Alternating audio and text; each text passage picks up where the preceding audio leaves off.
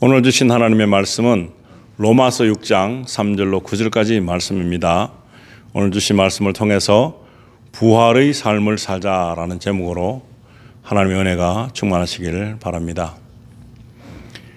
우리가 그리스도인이 된다는 이 사실은 세상에서 가장 큰 축복이 아닐 수 없습니다.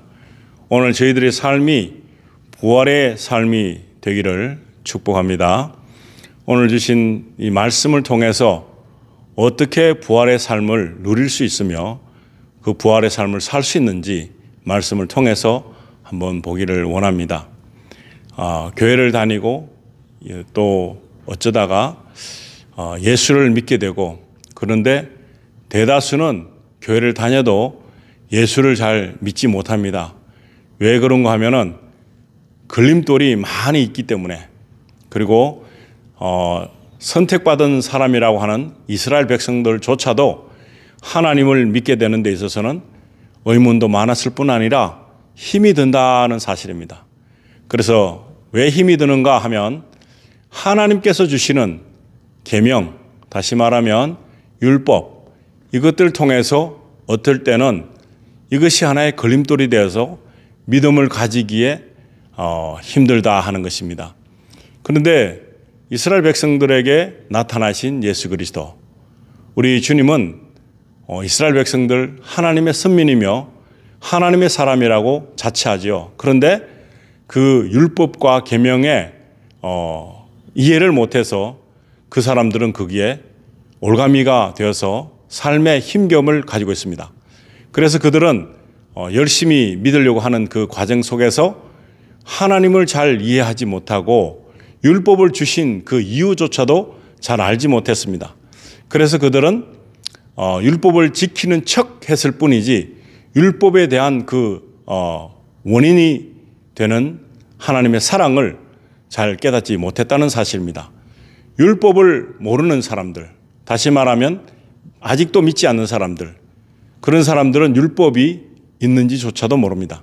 그런데 그리스도를 믿게 되고 예수님을 알게 될수록 율법이라는 것이 있습니다. 그래서 어려운 점이기 때문에 이것을 그냥 배제한 상태로 예수를 믿는다 하는 그런 마음으로 교회를 다니는 사람들이 많이 있습니다.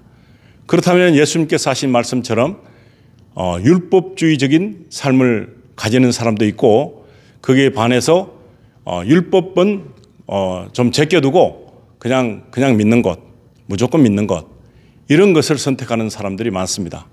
그런데 율법을 지키다가 너무 잘 지키려 하다가 지쳐서 쓰러지거나 그 율법 때문에 죽은 사람을 본 적이 있습니까?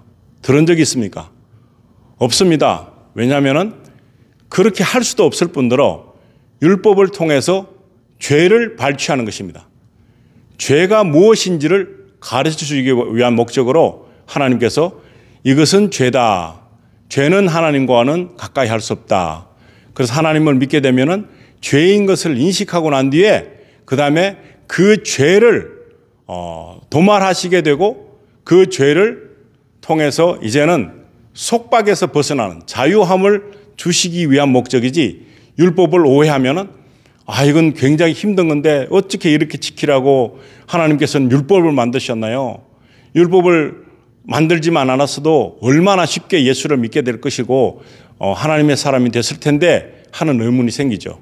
그래서 많은 사람들은 율법을 배제하고 믿는다든가 아니면 율법을 지키려고 애는 써봅니다. 그러나 한계가 오죠. 율법이 있기 때문에 더욱더 죄 가운데 빠진다는 사실, 이 율법을 지킬래야 지킬 수 없다는 사실을 깨닫게 되는 것입니다. 그렇게 깨닫게 될 때에 그 암울했던 죄 가운데 있었던 그 암울했던 그 모든 것들이 풀리게 되는 정점이 오는데, 그것이야말로 예수님의 은혜가 필요하다. 예수님이 필요하다. 죄의 그 모든 것을 없애주시는 예수님의 필요성을 느껴 됐을 때 그것을 깨닫게 되면은 은혜와 감사가 오는 것입니다. 지킬 수 없는 것을 주셨죠. 사람이 할 수 없습니다. 그런데 하나님이 해주셔서 할 수 있다, 그런 말을 많이 합니다. 그러나 하나님이 해주셨다는 그 근거적인 어떤 맥락은 찾지 못합니다. 그저 내가 하나님께 맡겼더니 되었다 하는 정도만 알지 어떤 방법으로 하나님께서 이 율법으로 보지 않고 이제 은혜로 살 수 있는 방법을 찾았는가? 그러면 정확한 대답은 할 수 없지만 그저 하나님께 의탁했더니 됐다. 이런 것이 최고의 답입니다. 그러나 율법을 지키지 못해서 율법을 고수는 하지만 지키지 못해서 그렇게 흉내만 냈던 그들에게 예수님께서는 회칠한 무덤이라고 말씀하셨고 독사의 자식이라고 말씀했습니다. 할 수도 없으면서 했다고 믿는 자신이 그렇게 의인이라고 살기 때문에 예수님께서는 그렇게 책망을 하신 것입니다. 오늘 우리는 그 책망을 받지 않고 그리고 예수님께서 하신 말씀을 확실히 알아들을 수 있는 근거가 되는 말씀을 바울 사도가 로마서를 통해서 이렇게 가르쳐 줍니다. 그때에 드디어 나는 자유함을 누릴 수 있구나. 이제 예수님께서 사신 것처럼 내가 부활의 삶을 살 수 있게 됐구나. 죽을 사망의 목숨에서 이제는 생명으로 이끌림을 받은 정확한 믿음을 가질 수 있는 그 말씀이 이제 시작이 됩니다. 같이 보시겠습니다. 로마서 6장 3절에 보시면은 무릇 그리스도 예수와 합하여 세례를 받은 우리는 그의 죽으심과 합하여 세례를 받은 줄을 알지 못하느냐. 예수님께서 죽으신 것에 대한 그것을 우리는 압니다. 그러나 그것이 나와 무슨 상관이 있을까요? 그렇지만 예수를 믿게 됨으로 인해서 예수님께서 하신 행적이 예수님께서 하신 그 모든 삶의 결정체가 우리 인생들을 살리기 위한 목적인 것입니다. 그래서 세례를 받으면은 어떤 결과가 일어날까요? 침례라고도 합니다. 그러나 그 의식은 바로 예수님과 함께 죽는 것입니다. 그래서 물에서 들어가면서 죽었다. 나는 예수와 함께 죽었다. 이런 절차를 밟는 예식이 있습니다. 그리고 물 속에서 나올 때 예수님과 함께 나는 살았다 하는 그 예식을 통해서 의미적으로 나는 완전히 살고 죽은 것이 예수님과 함께 됐다는 사실을 그렇게 의식적으로 나타내는 행위라는 것입니다. 6장 4절에 보시면 그러므로 우리가 그의 죽으심과 합하여 세례를 받음으로 그와 함께 장사되었나니 이는 아버지의 영광으로 말미암아 그리스도를 죽은 자 가운데서 살리심과 같이 우리로 또한 새 생명 가운데서 행하게 하려 함이라. 무슨 말입니까? 예수님이 죽으신 것을 믿는 것이죠. 그 죽으심의 이유는 뭘까요? 우리의 죄 때문에 죽으신 것이죠. 나의 죄를 완전히 다 디스트로이 시키기 위해서, 나의 죄를 완전히 없애기 위해서 예수님께서 죽으신 것입니다. 그래서 그 죽으심을 믿는다는 의미적인 세례를 받음으로 그와 함께 장사가 되었다. 죽어버렸습니다. 우리의 나의 나적인 삶은 이제 죽어버린 것입니다. 죽은 사람은 아무것도 할 수가 없죠. 믿음도 그렇고 구원도 그렇고 죽어서는 이루어지지 않습니다. 살았을 때에 우리의 의지력을 가지고 믿는 것입니다. 그렇게 됐을 때 이 장사되었다는 의미는 내가 내 자의적으로 어떤 것을 할 수 없는 단계. 그래서 이는 아버지의 영광으로 말미암아 그리스도를 죽은 자 가운데서 살리심과 같이 우리로 또한 새 생명 가운데서 행하게 하려 합니다. 다시 살리실 수 있다. 다시 살리는 그런 의미적인 그런 모습으로 새 생명 가운데서 행하게 하려 합니다. 우리가 다시 살아나는 것입니다. 예수님이 부활하신 것처럼 그 사실을 믿을 때에 예수님께서 일어난 부활의 사건은 나의 부활이 되는 것입니다. 그러지 않으면 예수님과의 관계가 없는 것입니다. 그런데 여기서 6장 5절에 보시면 만일 우리가 그의 죽으심과 같은 모양으로 연합한 자가 되었으면 또한 그의 부활과 같은 모양으로 연합한 자도 되리라. 약속이잖아요. 하나님의 방법으로 하나님께서 하신 약속인 것입니다. 이렇게 연합한 자, 연합이 돼야 됩니다. 연합이 안 되면 같이 죽을 수도 없고 같이 살 수도 없습니다.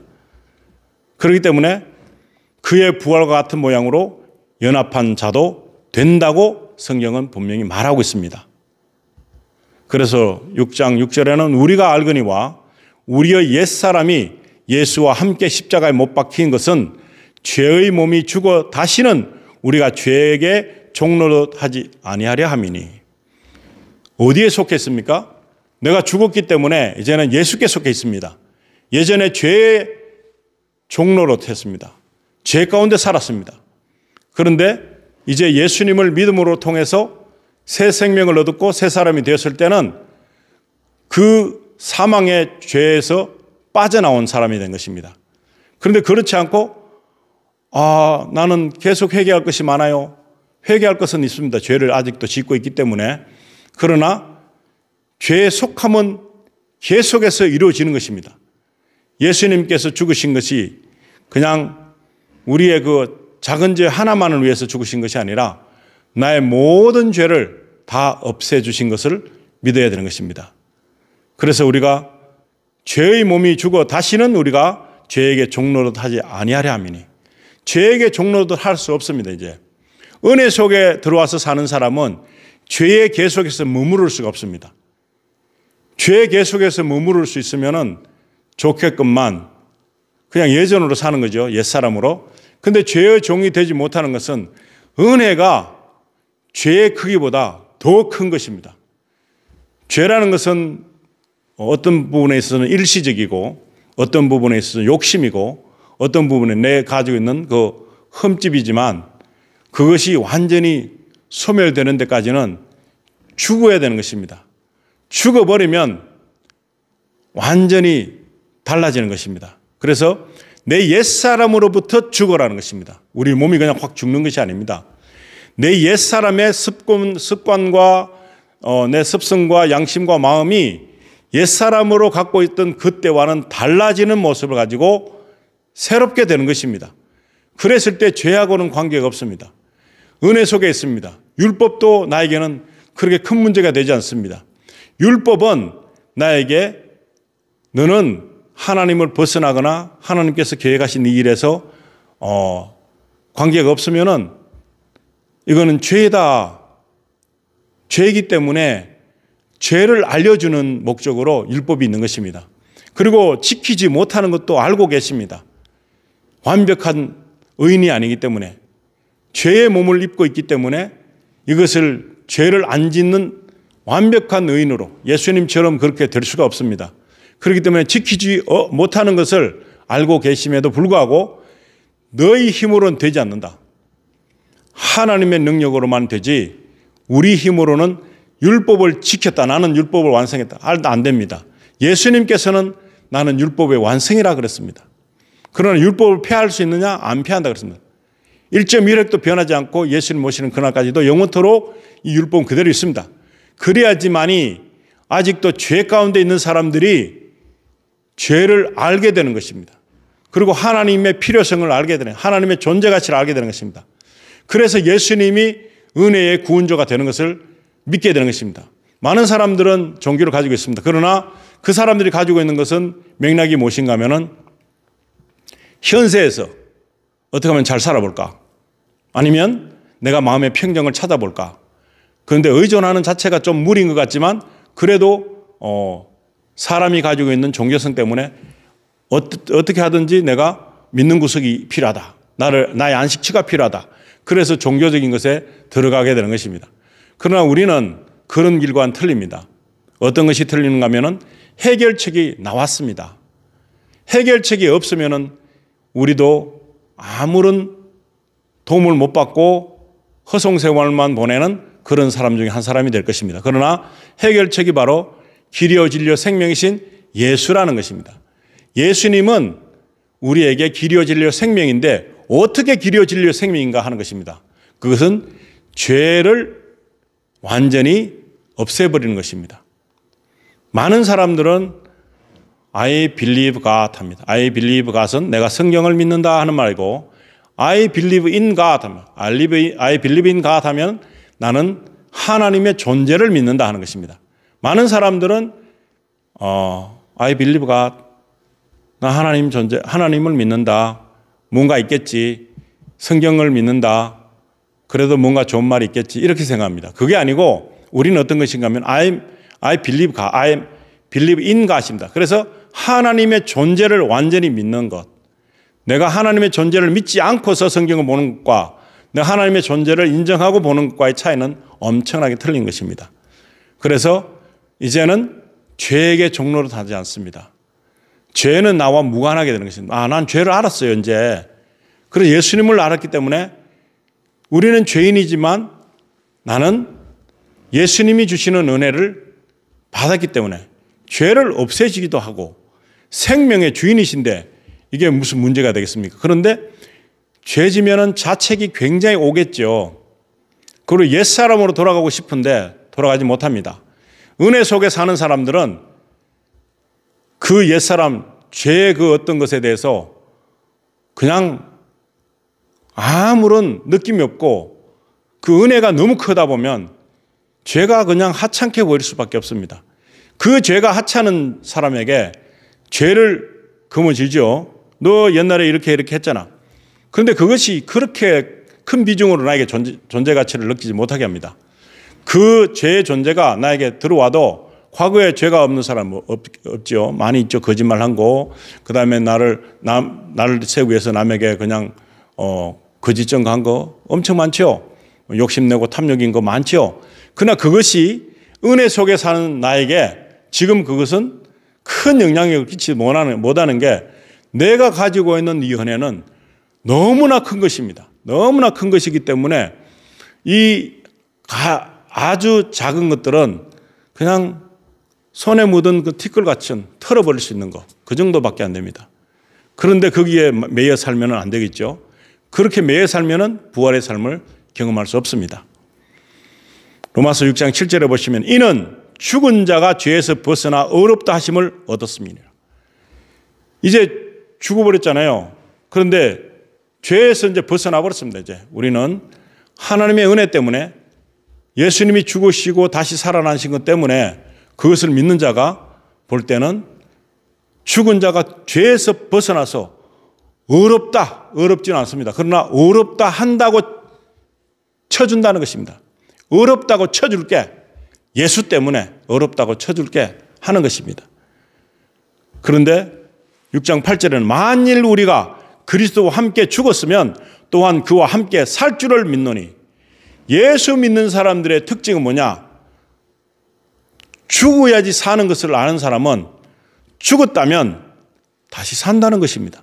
다시 살 수 있다는 것입니다. 예수 그리스도께서 그렇게 하셨기 때문에 본보기가 되셨기 때문에 그래서 로마서 6장 9절에는 이는 그리스도께서 죽은 자 가운데서 살아나셨음에 다시 죽지 아니하시고 사망이 다시 그를 주장하지 못할 줄을 알미로라. 사망이 우리를 다시금 주장하고 너 사망해야 돼. 끌고 갈 수가 없습니다. 그래서 그리스도 안에 있는 사람들은 다 생명이 새롭게 된 것입니다.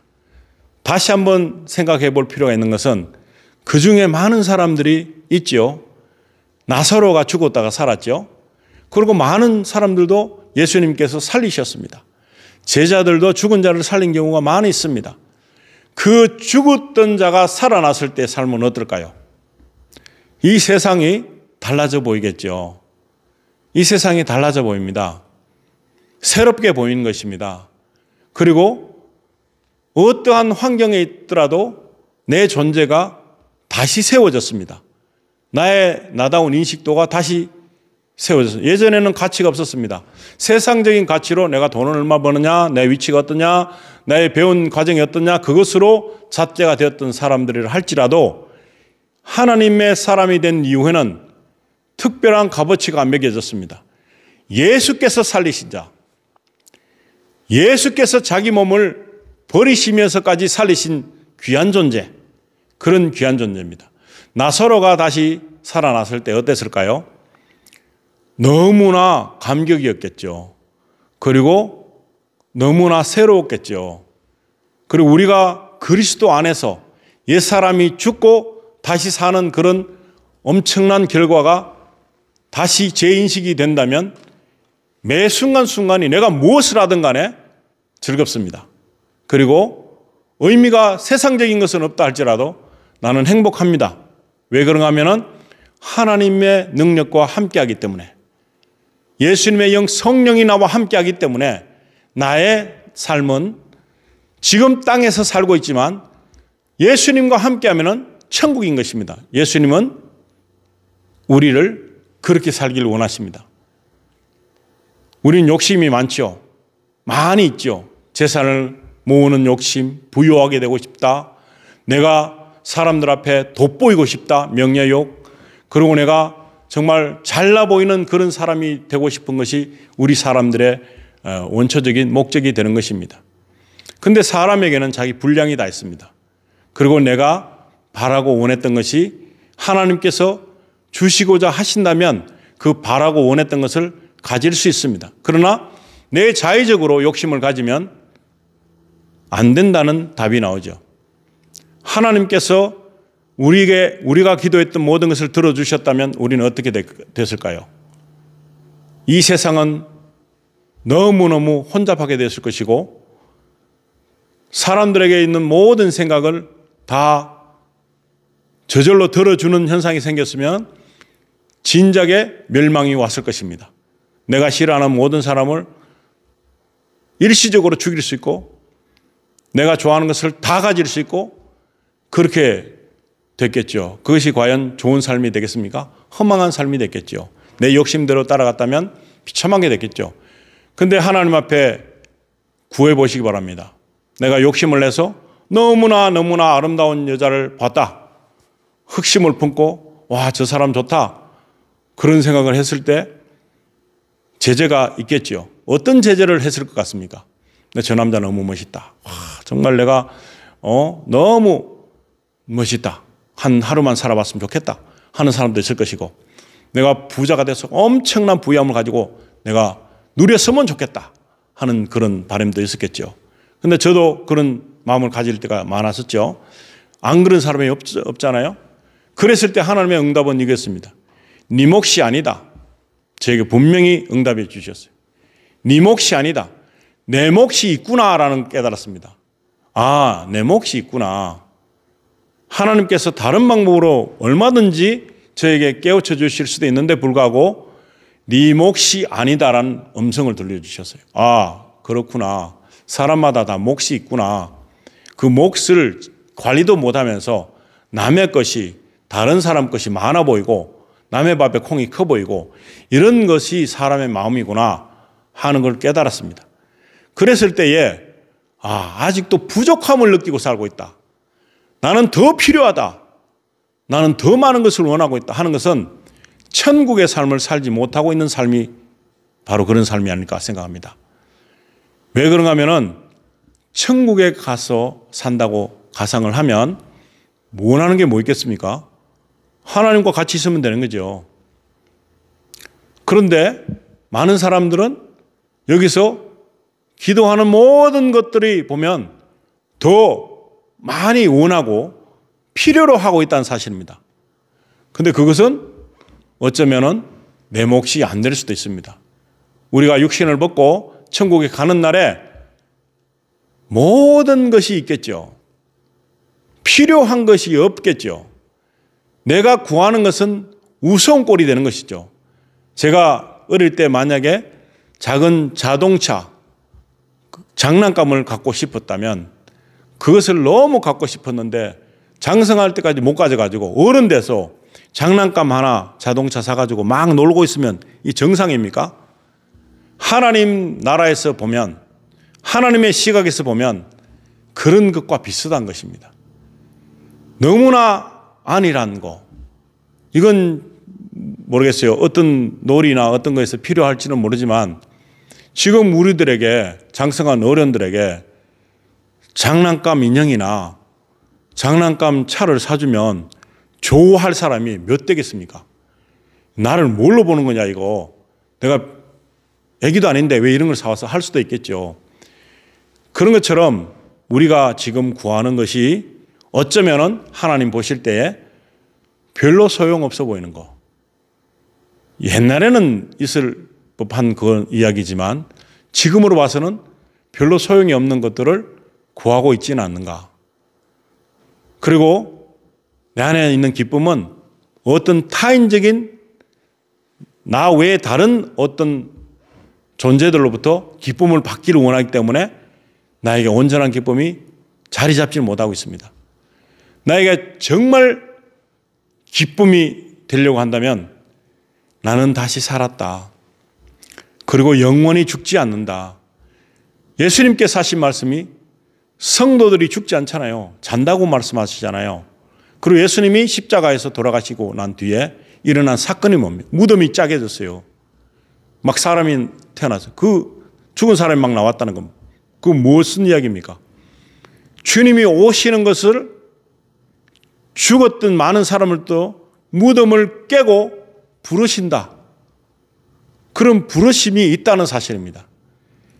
믿고 살았던 사람들은 이 땅에서도 천국과 같은 삶을 살 수 있을 뿐만 아니라 죽었다 할지라도 주님 오신 그날에는 다 재생되는 것입니다. 다 다시 살게 되는 것입니다. 그것이 부활인 것입니다. 그런 믿음을 가지고 있으면 나는 어떤 사람도 날 죽일 수가 없어요. 우리 믿음의 사람들을 어떤 사람도 죽일 수가 없어요. 육신을 죽일 수 있는 그 자에게 두려워하지 말라고 성경은 말하고 있습니다. 내 영혼을 조율하는 그분만 두려워하면 됩니다. 그분이 하나님이신 것이죠. 근데 우리는 그저 남에게 내가 잘못 보이면 어떡하지? 내가 저 사람 밉보이면 어떡하지? 이런 생각해서 변절적인 믿음을 가질 때가 많습니다. 담대해야 됩니다. 주님을 부인하지 않도록 담대해야 됩니다. 담대하라고 하면 그냥 내가 강한 성격을 가지고 내가 막 사람들에게 대해야 되는데 그게 아닙니다. 비굴하지 않게 되는 것이 무엇인가 하면은 예수를 믿는다고 분명히 말하는 것입니다. 나는 예수의 사람이고 부활의 사람이고 나는 지금 사는 것도 부활의 삶을 살고 있습니다. 이렇게 내가 공표해도 하나도 잘못된 것이 아닙니다. 성경이 오늘 해주신 말씀은 바로 이것입니다. 율법을 올가매려고 하고 사단이 나의 잘못을 계속해서 끄집어 올려갖고 나를 그냥 자책하도록 하는 그것은 어떻게 보면은 굉장히 큰 삶의 어떤 걸림돌이 될 수 있습니다. 그러나 그것보다 더 큰 것이 있는데요. 부활이 있는데요. 우리 주님이 나에게 그런 엄청난 일들을 나를 위해서 하셨는데 내가 아직도 죄 속에 들어가 있을까요? 천만의 말씀. 아직도 두려움 속에 들어가 있을까요? 천만의 말씀. 내가 아직도 걱정거리로 염려하고 있을까요? 천만의 말씀. 그럴 필요가 없다는 것입니다. 육체적인 아픔이 올 수도 있어요. 중병이 걸릴 수도 있어요. 그런데 이 모든 것은 나를 죽일 수 없습니다. 나를 어떻게 해칠 수가 없습니다.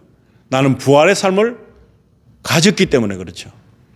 하나님과 함께하는 그 부활의 약속을 내가 받았기 때문에 더 이상 나의 어떤 육신적인 과오가 올가매가 될 수 없습니다. 그렇기 때문에 지난 과거들을 다 돌아보시고 그 사건 때문에 하나님 앞에 나온 사람은 감사합니다. 어쩌면 이렇게 하나님 오묘하시고 치밀하신 계획을 세우셔서 나를 완전히 나락으로 떨어질 수 있는 이 인생을 부활하게 하시는 그 능력으로 붙잡아 주시는지요. 이렇게 감사하면 우리 하나님의 능력을 체험할 수 있는 것입니다. 오늘도 저와 여러분이 이런 놀라운 역사가 나에게 있다. 나는 이제 부활의 사람이다. 하나님의 사람이다. 사망도 죄도 나에게는 걸림돌이 될 수 없다. 그것을 다 능가하시는 예수 그리스도의 은혜가 나에게 충만하기 때문에 이제부터 나는 누가 뭐래도 천국과 같은 삶을 누릴 것이다 생각하는 것입니다. 환경에 지배되지 마시고 죄에 지배되지 마시고 어떤 사람에게 지배되지 마시고 나는 예수님께서 특출나게 뽑아 주신 그런 특별한 사람이다. 그래서 나는 부활의 삶을 얼마든지 영위할 수 있는 이 권세가 있다. 아무리 큰 흑암의 권세가 있다 할지라도 나는 빛이신 예수님과 동행하기 때문에 빛이 가는 곳 모든 곳에 우리의 그 갈림 또는 흐트러 놓으려 하는, 절망케 하는, 낙심케 하는 이런 모든 것들이 나에게는 비켜서게 될 것이다 하는 것입니다. 그런 믿음을 가지시고 한 주간도 승리하시는 부활의 삶을 살기를 우리 주 예수님 이름으로 축원드립니다. 같이 기도하시겠습니다. 하나님 아버지, 저희들에게 주신 이 귀하신 약속 우리가 붙들고 이제는 그저 쩔쩔매는 그런 삶이 아니라 진정으로 하늘나라의 보화를 얻은 부활의 소망을 가진다는 것은 부활의 삶을 이 땅에서도 누리고 사는 그런 귀한 삶을 살 수 있다는 약속을